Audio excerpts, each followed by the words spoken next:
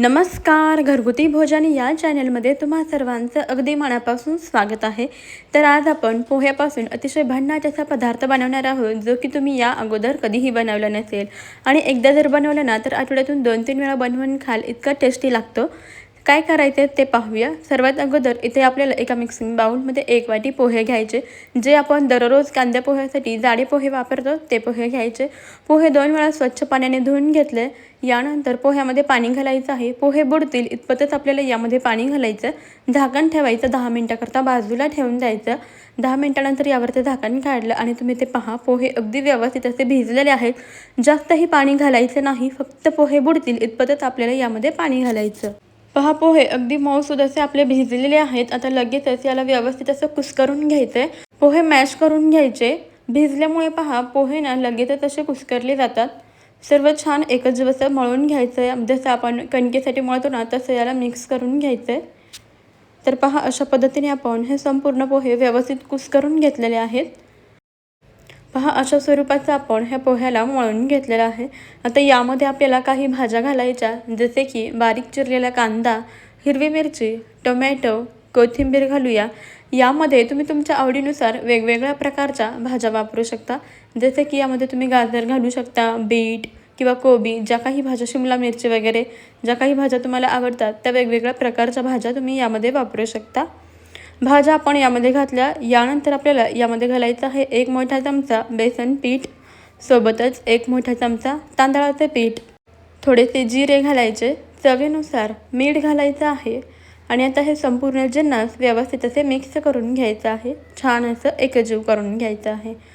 यामध्ये तुम्ही तांदळाच्या पिठाच्या ऐवजी रवा वापरू शकता किंवा मग ज्वारीचं पीठ वापरलं तरीसुद्धा चालेल. आता यामध्ये थोडीशी हळद आणि लाल तिखट घालायचं आहे, मिक्स करून घ्यायचं आहे. तुम्हाला तिखट जितपत आवडतं त्यानुसार तुम्ही यामध्ये घालू शकता. हिरवी मिरची वापरलेली आहे, त्यामुळे तिखट किंवा मिरची दोन्हीपैकी काही वापरलं तरीसुद्धा चालेल. आता यामध्ये आपल्याला पाणी घालायचं आहे आणि याचं ना मिश्रण बनवून घ्यायचं आहे.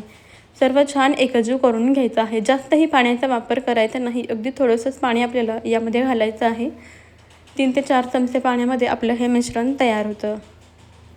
मिश्रण जास्त घट्टही नको आणि अगदीच पातळही नको, मध्यम अशा स्वरूपात आपल्याला बनवून घ्यायचं आहे. गरजेनुसार जसं जसं पाणी लागेल तसं यामध्ये पाणी घालून आपण याचं मिश्रण बनवून घेऊया. तोपर्यंत मंडळी, तुम्ही आपला आजचा हा व्हिडिओ कोणत्या शहरातून किंवा मग कोणत्या गावातून पाहताय ते मला कमेंटमध्ये नक्की कळवा. म्हणजे मला सुद्धा समजेल की घरगुती भोजनच्या अस्सल मराठमोळ्या, पौष्टिक आणि युनिक अशा रेसिपीज कुठपर्यंत पोहोचतात. पहा, आपण अशा स्वरूपाचं हे मिश्रण बनवून घेतलेलं आहे. जास्त घट्ट नाही आणि अगदी पातळसुद्धा नाही, मध्यम अशा स्वरूपाचं हे मिश्रण तयार झालं. आता गॅसवरती लगेचच तवा ठेवायचा आहे. याला व्यवस्थित असं तेल लावून घ्यायचं आहे. तर इथे मी कास्ट आयर्न म्हणजे बिडाचा तवा वापरते. तुमच्याकडे जर नॉनस्टिकचं पॅन असेल तर त्यावरती सुद्धा तुम्ही हे बनवू शकता. आता तव्याला व्यवस्थित असं तेल लावून घ्यायचं आहे. तवा व्यवस्थित गरम झाला की हाताला पण थोडंसं पाणी लावून घ्यायचं. तयार केलेलं पोह्याचं मिश्रण घ्यायचं आणि तव्यावरती घालून याला अशा पद्धतीने पसरवून घ्यायचं आहे, थापून घ्यायचं आहे. हाताला थोडंसं पाणी लावून घ्यायचं, म्हणजे हे मिश्रण आपल्या हाताला चिकटत नाही आणि व्यवस्थित असं पसरलं जातं.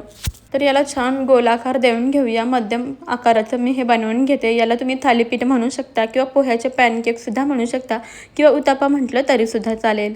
जास्त जाडही नाही आणि जास्त पातळही नाही, मध्यम अशा स्वरूपाचं आपल्याला हे थालीपीठ पसरवून घ्यायचं आहे.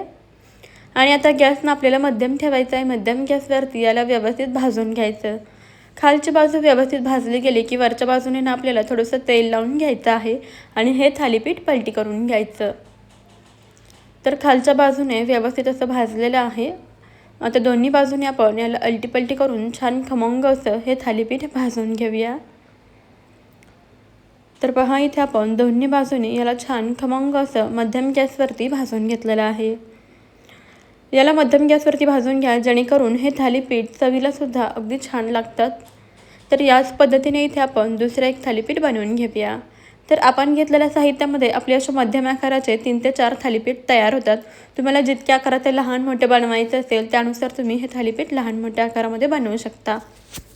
नेहमीच कांदे पोहे बनवण्यापेक्षा एकदा असे झटपट आणि इन्स्टंट होणारे पोह्याचे थालीपीठ नक्की बनवून पहा.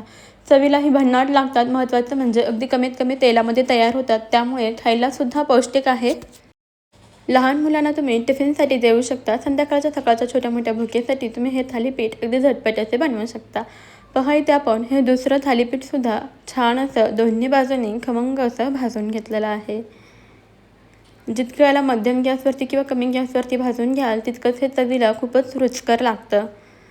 तर पहा इथे आपण असे सगळे थालीपीठ किंवा हे पॅनकेक बनवून घेतलेले आहेत. लगेचच आता आपण याला काढून घेऊया. तुमच्या आवडीच्या कोणत्याही चटणीसोबत तुम्ही हे थालीपीठ सर्व करू शकता किंवा सॉससोबत खाल्लं तरीसुद्धा खूपच मस्त लागतात. तुम्हाला आपली आजची ही रेसिपी कशी वाटली मला कमेंटमध्ये नक्की कळवा. तर पहा इथे आपले अगदी मस्त खमंग असे हे थालीपीठ भाजले गेलेले आहेत आणि अगदी छान हलके फुलके झालेले आहेत. तुम्हीसुद्धा अशा पद्धतीने ही रेसिपी एकदा नक्की ट्राय करून पहा. कशी वाटली कमेंटमध्ये नक्की कळवा. जरासुद्धा आवडली असेल तर एक लाईक जरूर करा आणि घरगुती भोजन अस्सल मराठमोळा चॅनलला नक्की सबस्क्राईब करा. त्यापुढील बेल आयकॉनसुद्धा प्रेस करा, म्हणजेच येणाऱ्या नवीन व्हिडिओचे अपडेट सर्वप्रथम तुम्हाला मिळतील. चला तर मंडळी, भेटूया आपण आपल्या पुढच्या रेसिपीमध्ये. तोपर्यंत खात राहा, मस्त राहा आणि सर्वात महत्त्वाचं म्हणजे हेल्दी राहा. आजचा व्हिडिओ तुम्ही शेवटपर्यंत पाहिलात त्याबद्दल तुमचे खूप खूप धन्यवाद. चला तर भेटूया नवीन रेसिपीमध्ये. तोपर्यंत बाय बाय.